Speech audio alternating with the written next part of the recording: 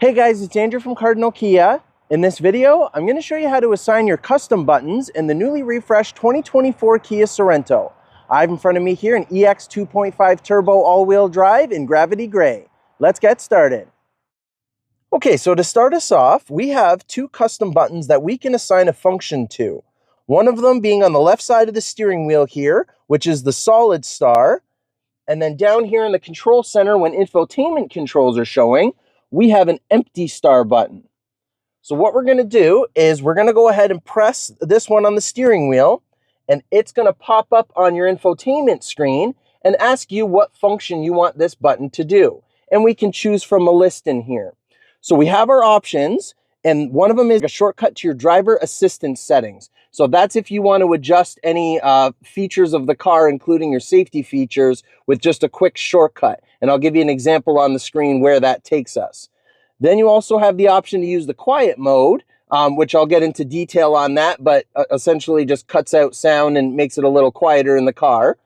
You can have it turn your media function on or off, which is going to be just literally turning off the radio or whatever media is playing, again, just by the press of that button. You can have it as a shortcut to go back to the home screen. You can put the car into privacy mode, and it's got an example of what that does there. You can change the hands-free calling device, because you can have two phones connected at the same time, but it's only the primary one that you do with calling. So if you wanted to flip between two very quickly, you can assign that custom button to do so. Or you can use it as the reject or end call button, like it's kind of been in most other cars.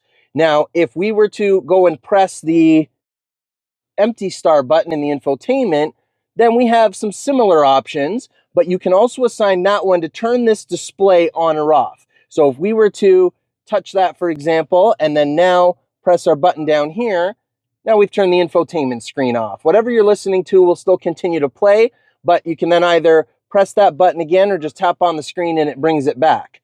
You also have the option to put that into quiet mode. You can have it as a shortcut to your phone projection, so Android Auto or Apple CarPlay quickly.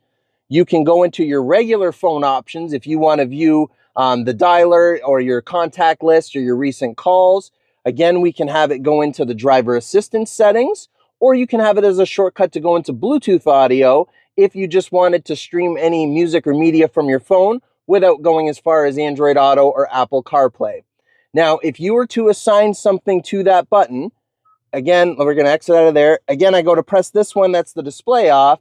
But what if I wanted to pick something else for that button to do after I've already selected it to turn the screen off? So if I were to press and hold that button for a second, this list is going to pop back up again and ask you what you want to do with that button. So you can always change it down the road, play around with it if you want to. You can also enter the option to adjust those through setup.